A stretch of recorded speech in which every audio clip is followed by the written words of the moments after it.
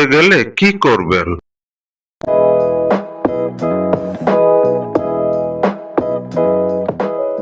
আসসালামু আলাইকুম। কারো যেন এমনটা না হয়। জীবনে দুই একবার আপনার হৃদয় পড়তে পারে, ছ্যাঁকা খেতে পারেন, কিন্তু অঙ্গ পোড়ার যে কি কষ্ট তা একমাত্র ভুক্তভোগীই জানেন। কথা হবে পুড়ে গেলে আপনি কি করবেন? বাড়িতে করণীয় কাজের মধ্যে সবচেয়ে বেশি কুসংস্কার কাজ করে পোড়া রোগের ক্ষেত্রে। আলোচনাটা সম্পূর্ণ শুনবেন। বহুভাবে আপনি পড়তে পারেন।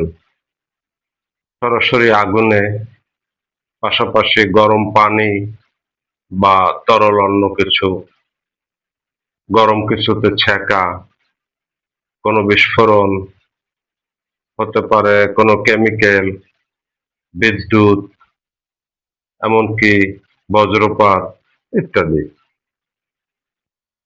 যেভাবেই হোক না কেন, বাড়িতে তাড়াহুড়ো করে কোনো ভুল করবেন না। শুরুতেই সবাই বরফ নিয়ে আসেন। একদম না। পোড়া স্থানে কখনো বরফ বা বরফ ঠান্ডা পানি দেবেন না।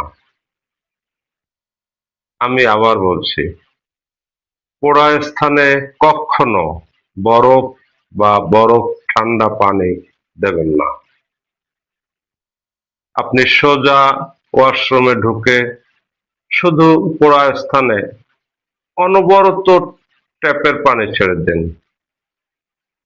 টানা 20 থেকে 30 মিনিট। আপনার রানিং পানির উৎস না থাকলে ঘরে বিশুদ্ধ খাবার পানি মগে করে ক্রমাগত ঢালবেন।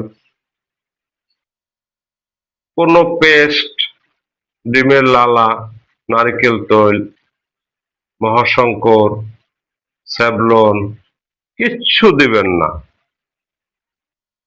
একমাত্র সাধারণ পানি ছাড়া কোনো কিছুই তার জলাভাব কমাতে পারবে না। আপনি বাড়তি যা কিছুই করবেন তা রোগীর ক্ষতকে গভীর করবে এবং সারতে সময় বেশি লাগবে। আপনি একমাত্র 20-30 মিনিট পর জলাভাবটা ধীরে ধীরে কমলে